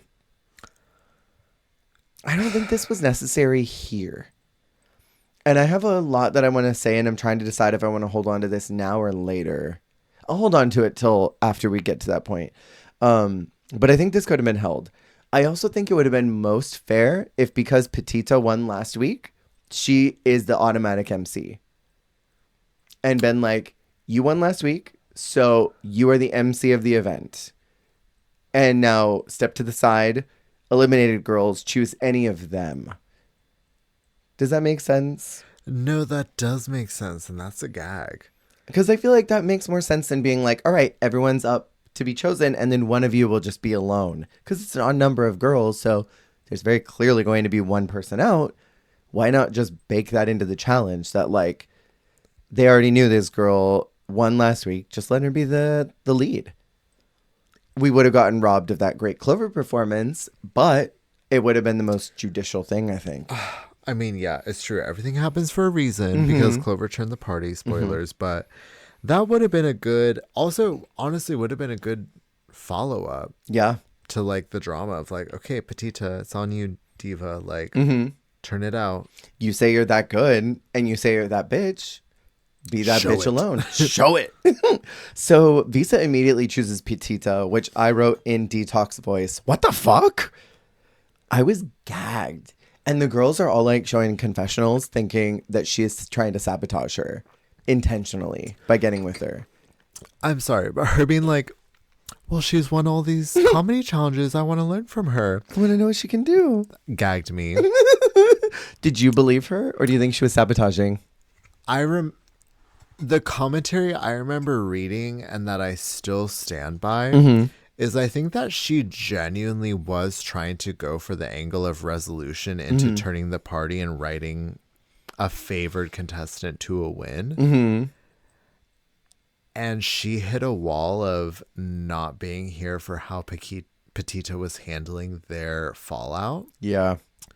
And she grew increasingly frustrated by how Petita was responding to her, that she was like, crash and burn. If I'm going to be in the bottom, so are you. If I'm already out of here, like, take you with me. Because I feel like both perspectives are true. Because some people were like, she saw that she was a favored contestant, and she's trying to take that and win from it. Yeah. And that other people were like, she wanted to take her down and like basically get her eliminated. Yeah. And then I saw someone say like both are true, but also like not at the same time. Like she maybe was just trying to like resolve, like be paired with her, bury the hatchet, and then knock it out. But then I think she did choose violence at some point or another. I think it was the moment where she was like, and I spent that whole night helping you sew. And Petita being like, nobody's ever helped me sew. I don't know what you're talking about. To then later being like, okay, actually, wait, you did help me sew up that trash. And then her being like, and I remembered, I'm like, in the 10 minutes that transpired, like that is that. Okay, I do have to call shade on that because I'm like, you didn't have time to reflect. No. Like, because also Pink, like, both times being like, no, I was there too. Like, I also helped her sew that. That kind of gagged me. They were really the main characters of this. It was Petita and Visa were the main characters of this episode, and they filled up the whole time slot. The other girls that choose, Macarena chooses Pink Chadora, Kelly Roller chooses Vania, which like, why did nobody pick Vania first? I would have. Vania was, in my opinion, the pick. That's the girl to pick. To me, it'd be Vania, then Pink Chadora. I think Kelly won in picking Vania. She was so smart for doing that. She sort of earned her win by picking who she picked. Absolutely. It was like Alyssa choosing Alaska. It was like, well, yeah, obviously. Or like Tati choosing Detox. Like you picked one of the funniest girls here. You won by virtue of that. Chanel chooses Hornella. Drag Chuchi chooses Bestia. Which Bestia did not want to work with her. She was like, no, not me. I'm dead. Of like, who was left? The fact that she was like, no. Don't choose me, please. And then Maria Adelia chooses Paquita, leaving Clover alone to act as the MC. And if she wins, she gets to choose who comes back. Which I immediately wrote, that's not happening. Could you imagine? Would you be here for it? I would, actually. I mean, I wanted her to. And I feel like she would have chosen either Kelly or Maria. That's my honest feeling. Because she seemed like she was friends with Kelly. I feel like the same outcome would have happened. She was a roller. She was a roller. She was a lady roller. I think if I was Clover Bish and I won, I think I would have I would have gone the two extremes. I would either pick Visa because she's the most recent. Yeah. I feel like it's fair. Yeah. Or pick Maria. Right. Because like, let's see what this bitch gives. They already got to act with her a couple of weeks ago. And honestly, also like, she does seem like a hoot. She seems like she's a fun this time. This bitch seems like a cut up. Like, yeah. I feel like she would be a fun time to have around. Totally. So there's more drama. And there's that conversation we talked about, the behind the scenes tea that we're not really getting substantiated. And there's some type of commentary like, who needs an inner saboteur when you have an external one named Petita? Because Because she's been running around like telling everyone snide things when the cameras are off. Which, like, again, we can't substantiate this. But, I mean, as someone who is misunderstood often from my tone, I kind of can see where Petita's coming from, where maybe she's like giving what she thinks is like really earnest, honest feedback and trying to just be kind, but it's coming off like she's a bitch because she just doesn't know how she's coming across to others. Also, like, I don't know, sometimes she just gives neurodivergence. I wrote that down. I'm like, is she spicy brain? Because that is so spicy brain, please.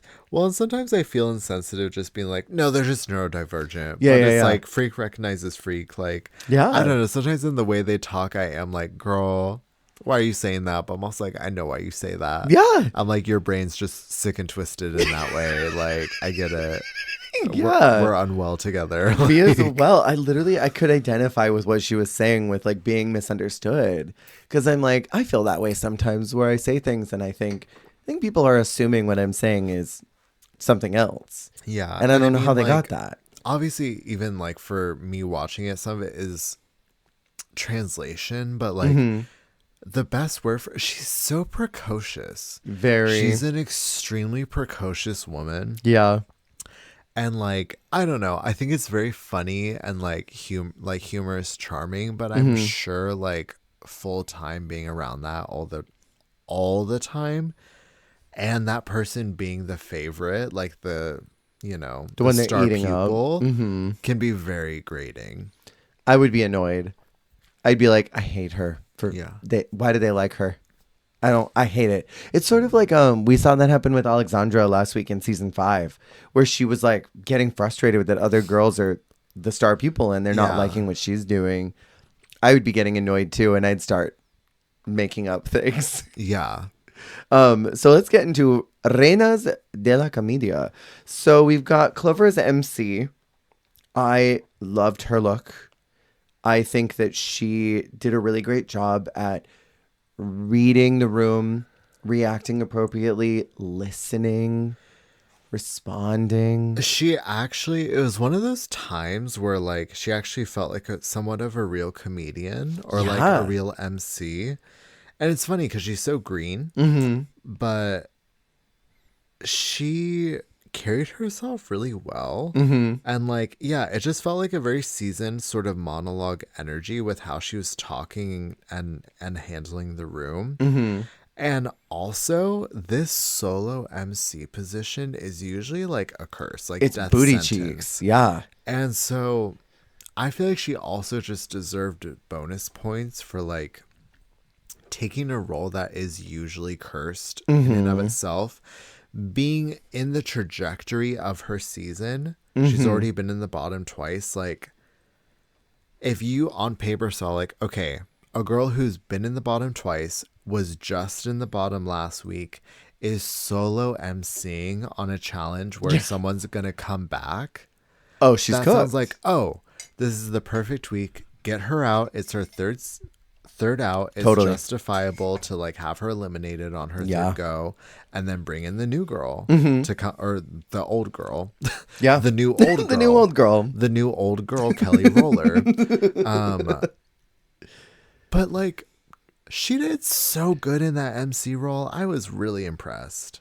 I was too. I loved the way that she handled each one of the different monologues. Like, again, with the listening, when Paquita and Rhea were done, and she was like, the Javis can't imagine a world without Paquita, but after that monologue, they might have to. I know. And it was like, it was delivered in a way that it was pre-written, practiced. She'd done it 1,000 times, but it all felt very like in the moment, reactionary, like all like, because also, you know, sometimes they have lines like that, but they like don't work because the night plays out a different way, where they have like a read for someone or something, but they actually just killed it. So it's like, no, that's not working. But like, she thought she was doing what Roxy thought Tasha Salad was doing. Completely, yeah. And she actually did eat. I also loved, just because it was so well done, the in between where she was like, Next, we have the multidisciplinary artist. She sings, dances, plays piano, the saxophone, the accordion, and her partner Chuchi. Period. Please. Honestly, most of what she said was so scathing and like evil. I was impressed. She had some like really diabolical reads tucked away. Yeah, and they were good. And she also pays tribute where she needs to and gives props where she needs to the girls who do well. I also liked that in between the last two sets, there was so much uncomfortability between Pink Chidora going into what was going to be coming up with Petita. And I feel like what she did with just reacting correctly in the moment, I think she reset the energy in the room that they could laugh after Pink Chidora walked away. Because I think the room was tense at that point. And they're like, what the fuck was that awful set? And Clover kind of resets the energy and makes everyone laugh. Yes. And I think that was a perfect segue for Petita to succeed because the energy was reset. She failed on her own, but it wasn't because the room was awkward and tense, because I think that happens a lot. Totally, yeah. But no, she did a great job, really. Like, she was a palate cleanser every time. I can't sing enough praises about her. So we have Paquita and Maria Adelia. What did you think about the off-key singing into the giving the birth? I'm sorry, I hated all of this. I did too. I know I was just saying, I like both of these people individually. Yeah. Maria doing the awkward song into giving birth to Paquita into... It was very talent show intro, wasn't it? Stop. It was talent show meets green screen meets... Oh, it was also... Green screen acting. What? It was literally like the inside of Heidi's mind during her her stand-up. Her one-woman show. Yeah, because it was like a product placement and then titty milk, and then they were talking about who they were. It was a boot. Bestia and Chuchi are doing a spicy roast by way of a skit of like traveling around Spain, right? I thought it was funny when at the very end where they said that they could go to a destination that could accommodate 2,000 people. They're going to go to Chanel's booty hole. Rotted. That was so funny. Rotted, but also, yes, funny. Very funny. That was good shit. Yeah, I thought the setup of it all was fascinating. Like, oh, yeah, and the streets are harder than Pink Chidora's face. The delivery of all of it was a little funny. Yeah. The pacing, the vibe, it was fascinating. It was mid. Yeah, I wonder if it was funnier in Spanish. You know what I mean? Like maybe that's a t-shirt. Funnier in Spanish. It's funnier than you in Spanish. But like I just wonder if maybe like culturally, if it was heard in the native tongue in that region, if it would have been funnier. Because it seemed like it was funny. Yes. Like I'm trying to think of what you could do with that for the US that would also be humorous and entertaining. And I'm like struggling to come up with the right words. But like our references here, like if a foreigner were to watch something where they say, and then we're going to go to Cincinnati where da da da da da is similar to this part of the thing on this queen. Would someone get that? Like, would it be as funny to them? It also just, oh gosh, this challenge gave me whiplash because, like, the first three, it's like, okay, we have, like, singing into giving birth. We have, like, a pseudo travel guide. And then after that, we have the, like, two kids doing the, like, little Christmas list. Yeah, the wish list. Yeah, which is Harnella and Chanel.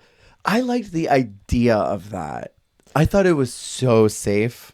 So safe, exactly. It was funny, but this is not a winning performance. No, it like is almost like sort of like it's stuck in a threshold of like funny enough to be safe, not funny enough to win. Right, and it was never going to. I don't think that the setup of that is funny enough. Two girls writing what they want to get as gifts or what they want Santa to get for all these competitors. It just didn't push anywhere, but it wasn't bad or awkward. No, because some of the reads were good. Mm-hmm. It just like, it just was so like stagnant. Yeah. And then what do you think about Vanya and Kelly? I need to hear it. I need to learn Spanish at its highest level of fluency and then rewatch it and let you know. I need to attain mastery of the Spanish language, rewatch this, and then I will tell you my opinion. Valid. Because it's like, I really don't know. And also, like, I don't know. I can't say that. She's on those goddamn skates again. That's what I'll say. And she was walking in them. That's what I want to say. She was walking. I literally can't say. How do I rephrase this? I'm like fighting for my life right now. Why? I see the internal dialogue. When Vanya was like, "Where is she?" And then Kelly like skate walks in that fuck ass way that she skate walks every week. Like, I literally was like fighting for like the will to live. Like, it was like, so, I was like, I'm already over it. You wanted to jump in front of a train. You were like, I'm done. I was doing my 200th performance of like a sitcom. Like, I don't know. Like, I've done the same monologue for 200 nights. Yeah. In front of like an audience who doesn't even laugh anymore. And like my soul's left. Like, the light left me when the skate walk, like it's the so walking. She walks, but like there's like a slight, like it's like literally like a middle schooler wearing Heelys.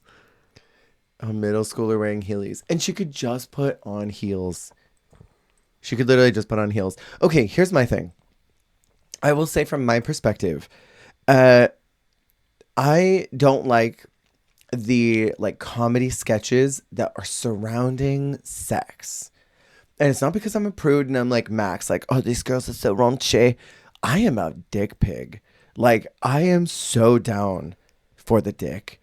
But like, I don't know, when I see a beautiful, glamorous drag queen, I want to hear them talk about penises in like a funny, intelligent way. Maybe I'm asking too much. I want color me a different picture. Yeah. Than like the usual. Like, I just don't want like I'm with my coworkers and we're kikiing about some trade. Like, yes, in a sly way Chili's, where there are people walking around. We're at Chili's, like kikiing over the monthly marg about some trade, you know? Like, I want the drag queen je ne sais quoi take me on a journey. Yeah.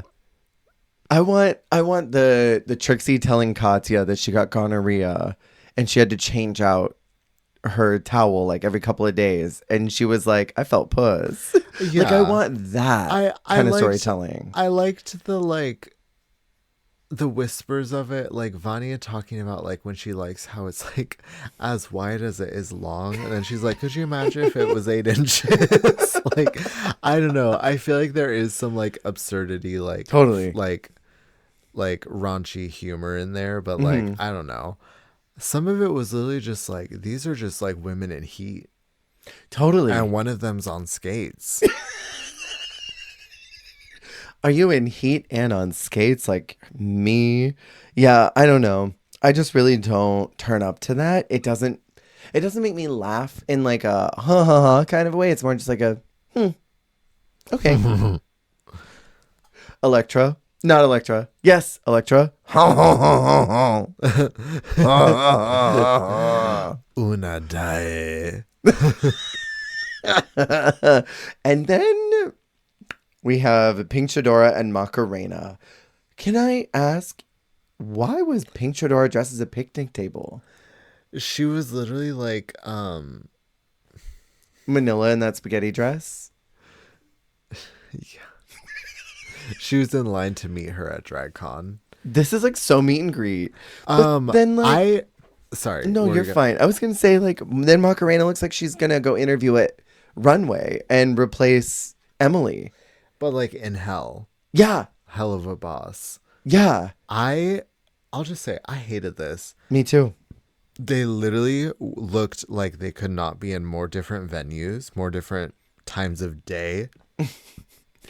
And then Different they just cities. like walk up and like weirdly stand like beveled, like kind of back to back 3/4 towards each other. Yeah. And just like rattle off some like whack ass lines at each other. Yeah. And it was so bad. And All of it. I think there were other ones that were so bad that this kind of got lost in the mix of being bad. Well, I mean, she did go home. Right. But like, because like others were a little more like intensely awkward. But this was like, they looked like they just wore whatever. And then they walked up and stood awkwardly like facing away from each other and just like monologued at each other with like 2 jokes. And I didn't even laugh at those jokes. Where it's like, at least Paquita and Maria were like a swing and a miss. This was like not even a swing. This was a, what do they call it? A bunt? A punt? You know, This when was, they like, they take the bat and they take it sideways and they hit yeah. the ball so it just like hits the ground and then they run. Come on, and they just take sports. 1 base. Let's go sports. Yeah, I think that's a bunt. Bunt cake? Bunt cake. It was a nothing bunt cake. Yeah, it was hollow. It was just the crust Hollow of the Eve. bunt. And there was nothing else on the inside. Crusty bunt. Crusty. That's my new drag name. Your bunt was crusty and hollow. I also just don't love the catty characters. I don't think those are ever funny. I hate it. Yeah. It's like we already have so many people hating each other right now. Like, please, let's not do this. The Petita and Visa are about to kill each other backstage. We don't need to do this here. Literally. The thing that's also confusing to me, Pink Chadora is funny. Okay. So that's the other thing I was thinking is if I didn't pick Vanya, I would have picked Pink. Yeah. And I would have asked for a refund. I would have been like, can I have my money back? Because I think Maka was very smart picking Pink. Because also, I think Maka is a little bit like off the cuff, like kind of like gobby like Pink is. So I see them on paper making a lot of sense as a funny duo. Yeah. It didn't work. And then especially with her being dressed like a picnic table. Picnic Chadora. Stop. That is so evil. Also, this face that she's making is crazy. But like, they could have played so much into whatever this look is. Yeah. And I don't know what you could do with the premise of this, but I mean, these are clearly 2 girls that are going to different parties. You could play off those differences. It's giving good witch, bad witch. Like, what is this? But like the confused storyline. Yeah. And then our last group, what did you think about Petita and Visa? They were individually charismatic and together a dumpster fire. Do you know what I mean, though? Yeah. Like, because individually they are charming. They're active. They're like engaged. They were like not funny, but they were like they were like humorous individually. Sure. But their number was bad and them together was bad. Yeah. But I feel like either of them could have been paired with other people and been successful. And would have been hilarious. The thing that I was also confused too is the setup. It was like, hey, Visa, I'm lonely. Can you help me get a man? Well, maybe you shouldn't be a fake, ugly, skinny bitch who lies and gaslights people. Just kidding. Let me tell you how to get a man.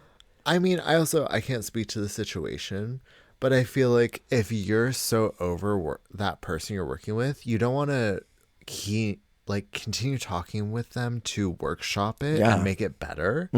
If there are like holes in the routine, like, I don't know, if I don't want to even look at you, like, I don't want to be like, I don't know, how can we improve that? Or like, when I say this, like, do you think like we should say it a different way? Like, I don't want to even like breathe near you. Right.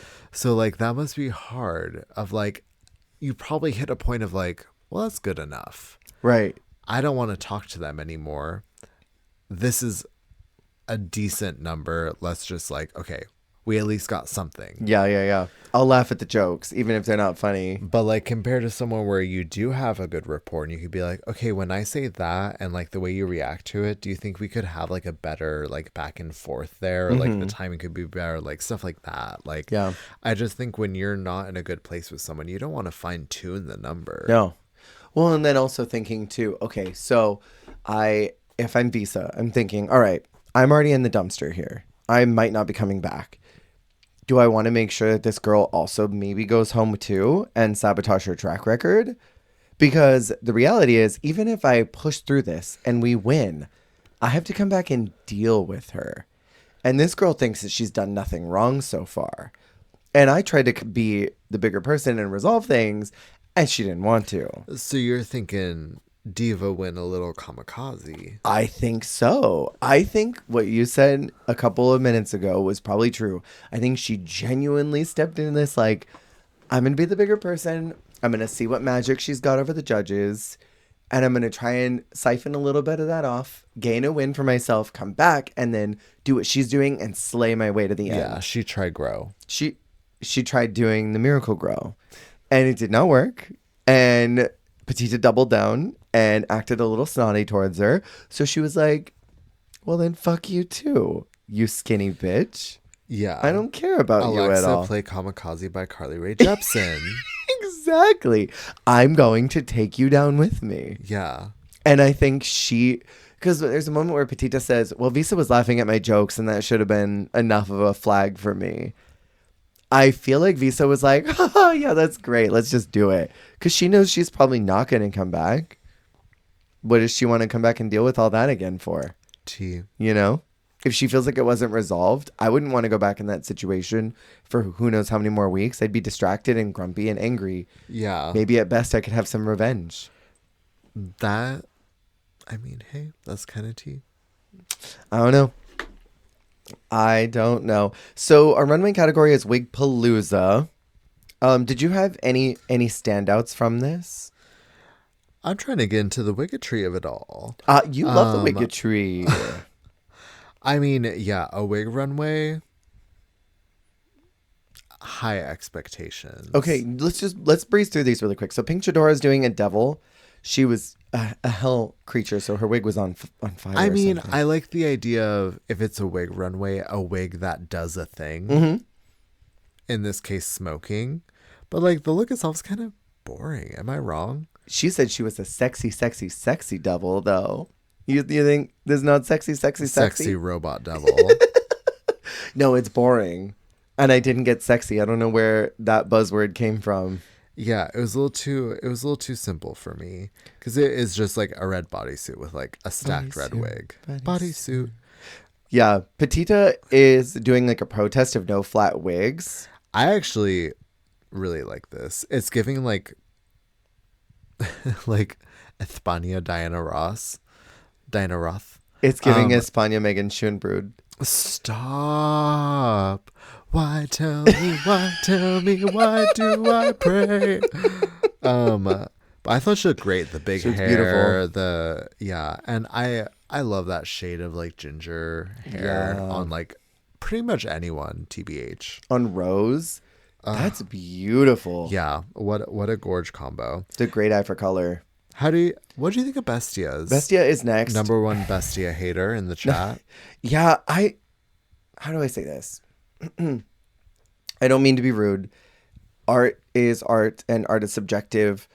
I just don't like the way that her mind works.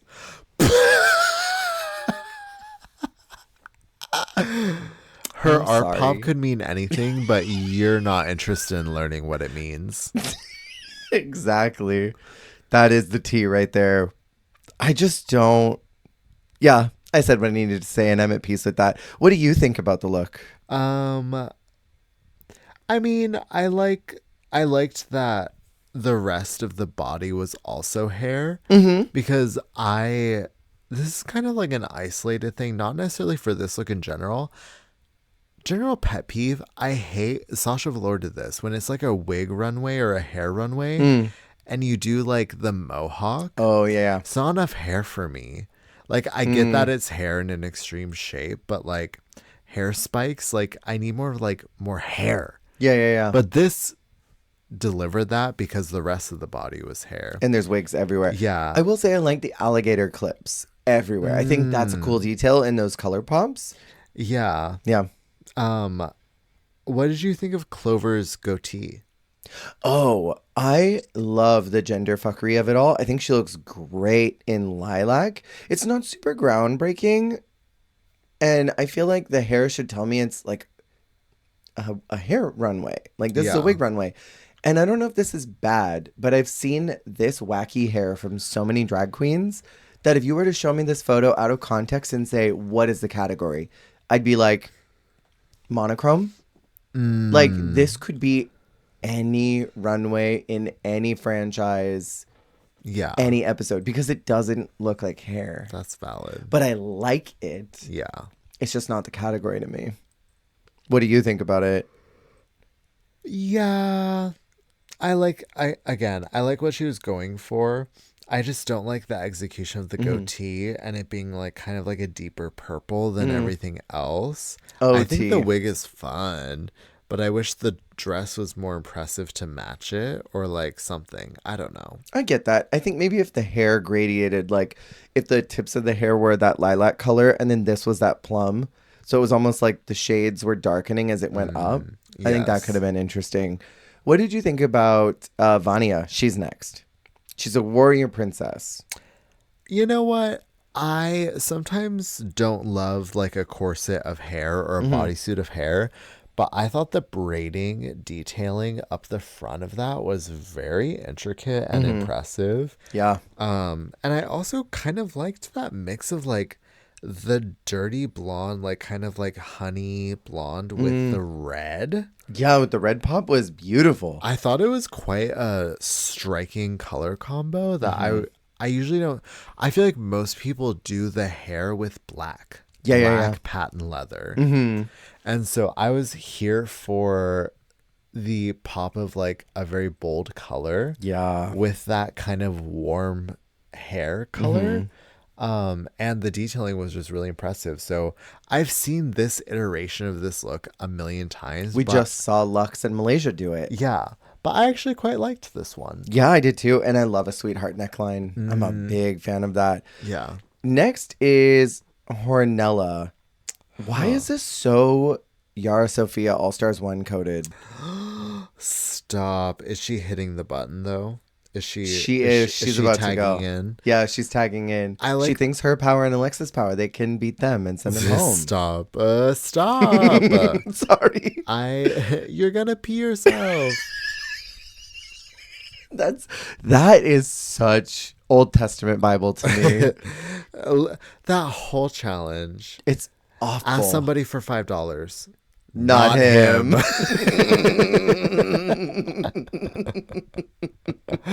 Please.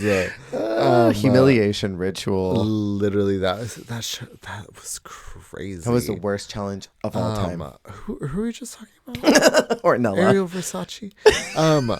I liked the wig. Ariel Rec. I didn't like the matching puss.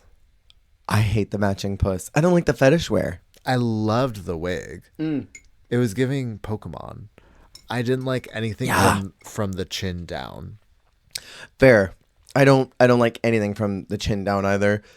And then the last one is Paquita. Oh, sorry. Almighty Aphrodite? Nope. Paquita. Stop. Almighty Aphrodite wishes, please. This was her entrance look. Well, yes, but amplified. Yeah, I mean, there's a lot more hair on this. I think Almighty stopped right around here. Yeah. Yeah, this was like this was the Pokemon evolution. Oh, yes. And then it upgrades. At level, this is like the mid-evolution, like at level like 26. Yeah. But there's like another one at like level 42. I'm going to show you exactly who it was that did the final Evo. If it's actually on the wiki, because the wiki is horrible about this season. But yeah, it starts out Almighty Aphrodite, and then it's Paquita, And I want to say it's Frankie Wonga is the third one. Frankie Wonga. Frankie Wonga. If it's actually on here, but it'll really depend on if they updated it. While you locate, Yeah. I'll say I do quite like the POV of this sort of like, it's almost like horror movie, like when the like in it when the hair from the sink like tries to like kill her, like the very like hair gone evil kind of look of like it like sort of tangling and like covering like the body. Like it's also a little bit like The Grudge-ish to me almost. Like I don't know. I like it and I like the styling of it. It was Frankie Wonga. Stop. Frankie Wonga's the final Evo. Literally just more and more hair. Yeah. She looks like a Dead by Daylight killer. Totally. But yeah, I think the problem is like it lacks like volume or like magnitude compared to some of the others. I would agree. I think it's interesting of an idea, but it just wasn't enough to save her from being birthed from Maria Adelia's thighs. Yeah, and then also her doing the campiest 80s song in this look was a chop. So after the critiques, I mean, there's a lot of stuff that was said here. And I wrote down one of them because I was like, what was this? Oh, for Clover, Big Javi was choking, giving out compliments to her. It was like, you were really good in the challenge. I swear, the Javis do not like Clover. They don't at all. I need you to watch, because I mean, yeah, it's probably the first episode and the last episode are the most telling, but in the final episode when everyone does their final runway, her final runway when she comes out in her like what I'm assuming was her finale look, like they're just like bored, stone-faced. Why do they hate her? Like it doesn't cut to them specific. It's like the whole panel. But like you'll see, because you know everyone gets to do their runway. Yeah. Her like it's like, yes, oh, so good to see you, yes, do it. You know, the very excited energy of every girl respectively, like getting to see their best drag. It's a very celebratory moment for the finale. But I remember Clover comes out in her finale drag, and I feel like the Javis are just like, that is evil. I don't know. Maybe I just read into it too much, but I feel like they do not like. I feel like they don't like her. No, I did write down the kiss of death for Pink Chadora. They said that they stopped listening. Well, during her skit, I would literally I would start packing immediately. It's a wrap. I would die in that moment. I would die. So after critiques, Vania and Kelly are called as the winners because they traveled down a difficult road. Whatever the hell that means. Of balls and cock and STIs. And chodes. Chodes. They chose it was a difficult chode to travel. It was a difficult chode to travel. I was kind of pissed that Kelly was back. I'm not going to lie. Okay, that's the thing is like, even if they did the best that week, I still didn't want Kelly to win. No. But like, who did I want to come back? Visa or Maria? And okay, agreed. And do you know who should have had the right to choose that? Clover Bish. Clover motherfucking Bish. Like you mentioned, and I wrote down in my notes too, she had the hardest role. And after we had such a bad performance of Roxy trying to do this role, and after Marsha flopped really badly in hers, I mean, I still think it was safe flop, but like both of these MC roles are such bad positions to be in. And Clover was the only one that I've ever seen that got the MC role that just did it. Was present, was listening, reacting appropriately, and was funny. And like going off of her critiques the week prior. Yes. Didn't they say, she was shrinking or hiding away? Yeah. They didn't see the real her. And so for her to solo, like be alone emceeing. Right. Where like she has no one to hide behind and like it's literally just her out on that stage. And for her to just take it in her stride, I really feel like she deserved bigger flowers for that. I agree. And I think it would have been drama for one, that pick to be in someone else's hands, and two, she probably would have picked Visa. Very likely. And then that would have been drama because Visa is back with Petita and all of them. Like, that would have been fucking good. That would have been such good TV. It was a major ball drop, and I don't know why they dropped the ball so hard. It was like they just did not want to give her a win. And this was a genuine moment. Like, I've been very realistic about my impression of how Clover's done. There have been a lot of times where I've been like, send them both home, including her. There have been other times where I'm like, she should have been in the bottom. But, I mean, I don't feel like she got her flowers in the ball because she did a really good job in there. And then I don't think she got her flowers this week. Yeah. And then that's what's annoying is, like, I hate when it's like, I get it. Like, if you do bad, you deserve critiques. But if you're doing good or they're literally doing what they're being asked to do. Why can't I say that? Astroderalia? Astroderalia. But, like, it is frustrating when, like, if a queen is literally doing what they're being told they need to do in their critiques and still being paid dust, that just tells me you're not interested in them. Yeah. You know what this was to me? This was Selena's titties, who was literally being told, like, that she was not giving enough and that she was, like, basically on her way out. They were like, get ready to pack up your shit because you're out soon.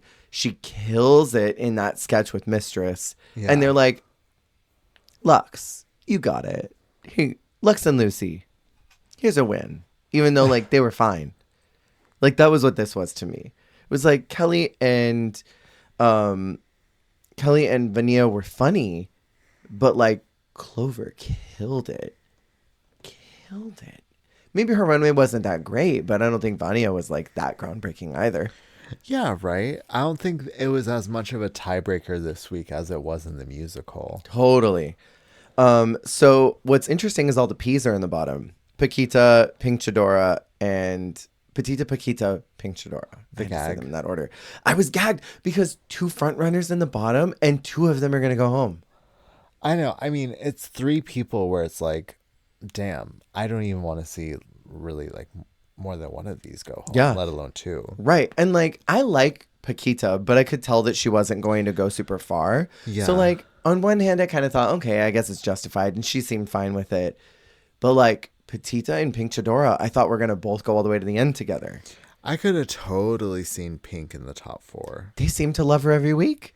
And she just did so bad. So I was, like, on one hand, happy that they put her in the bottom because it was like, okay, no favoritism for, like, who you clearly have been favoring for a long time. Because she should have been in the bottom a couple times already. Yeah. The song is No Controles, which is an 80s song. That was so good. It was so good. It was such a bop. Why is it that, like, anytime a vaguely 80s synth pop that's kind of got just, like, a fun city pop vibe comes on, I'm like, that's so Drag Race Italia. Please. Why? So Drag Race Italia coded. It literally, every time it's like, ooh, city pop 80s synth? Drag Race Italy. It is such a cunty song, though. It was. Mi vestido. I loved it. It was great.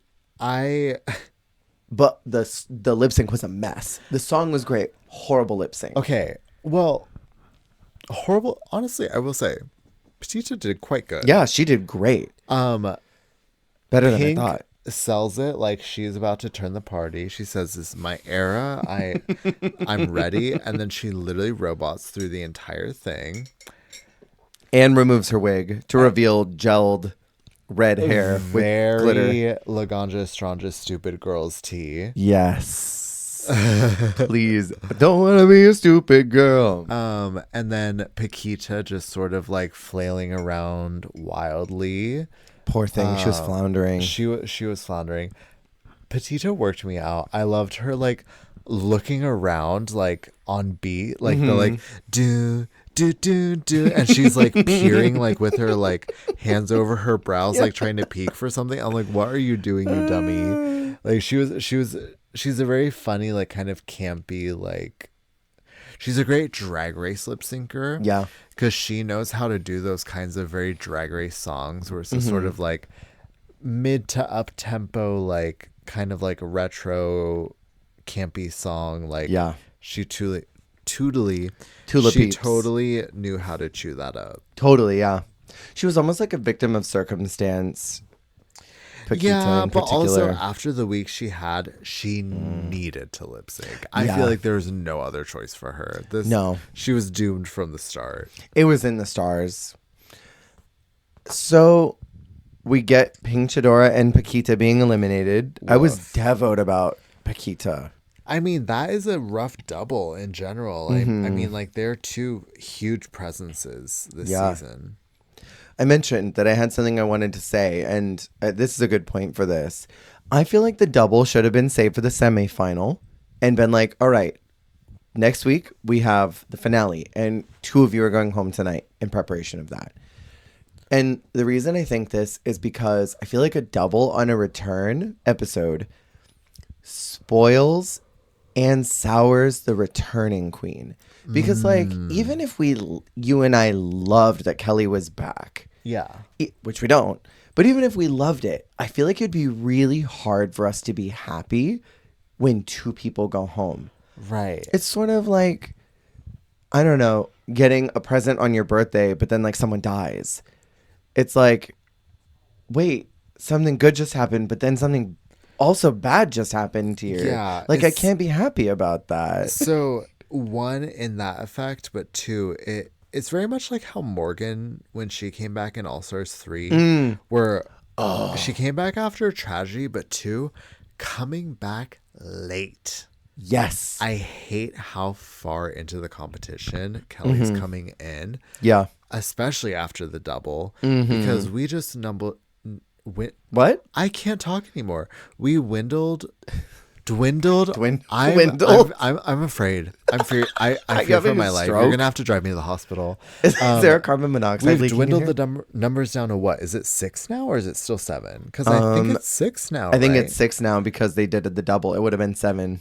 Like, that feels cheap to me. That you get to come back and you get to skirt like an extra number up. Yeah. Because they're doing the double. Like, you got to sit out 2-3 episodes, more than that, and now you're here for the top 6. Because with Morgan it was top 5, and it felt rotten because it's like you need to come back in the middle. Yeah, totally. Like, it just feels like you're coming back too late. Because even if you are safe and survive an episode or 2, you're going to be in the finale, and that doesn't necessarily feel fair. Yeah, compared to a cast full of other girlies who have been fighting and surviving to get to that point. And then you just have to not go home the first episode you're back, and then you're basically there. Yeah.